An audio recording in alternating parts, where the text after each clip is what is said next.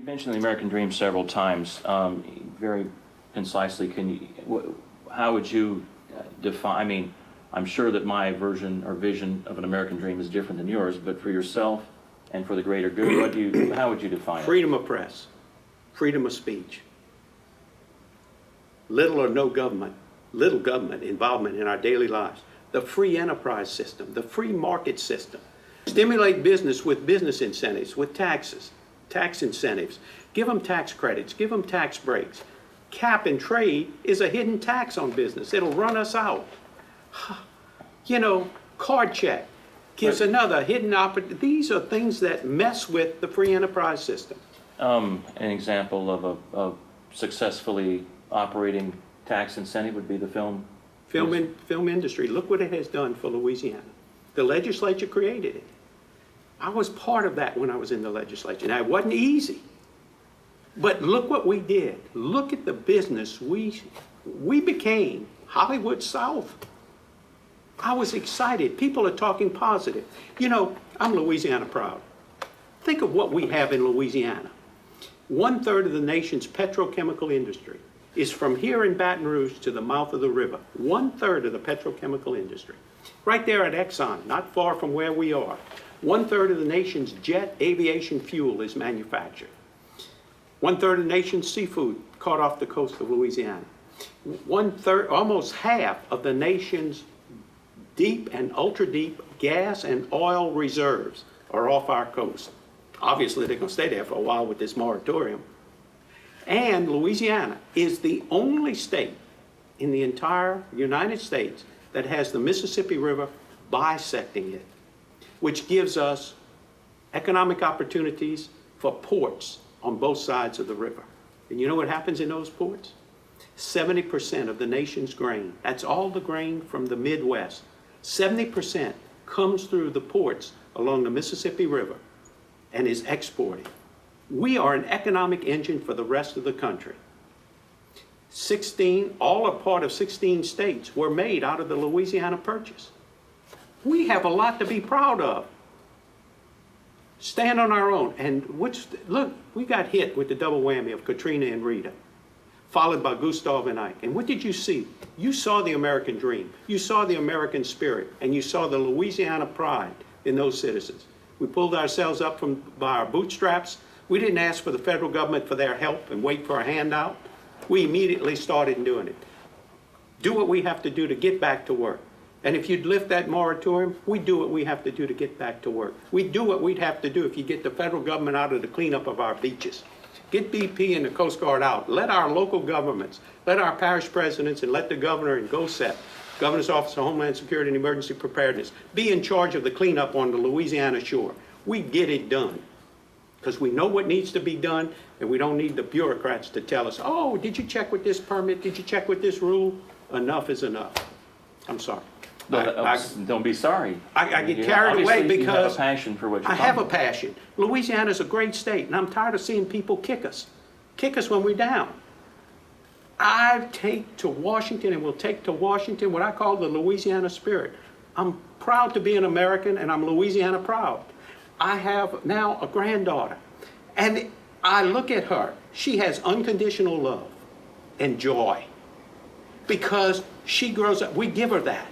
So it's incumbent upon us, our generation, who have the experience, who are willing to make the commitment to take that fight further. Look, I've seen our veterans return.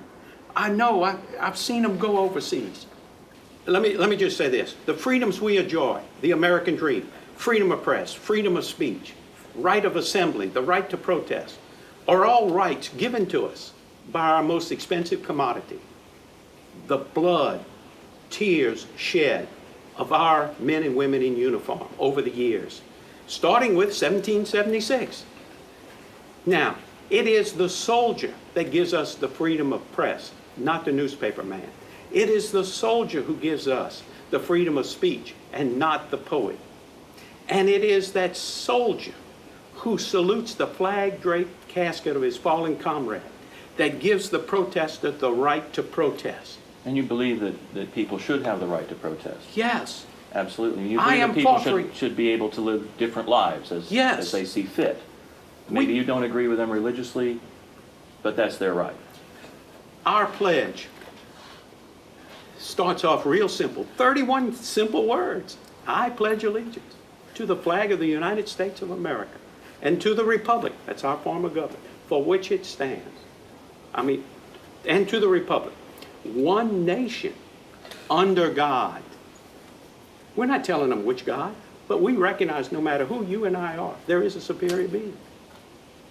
What about people that don't think there is? What about atheists or agnostics? We don't make them believe. That's their right.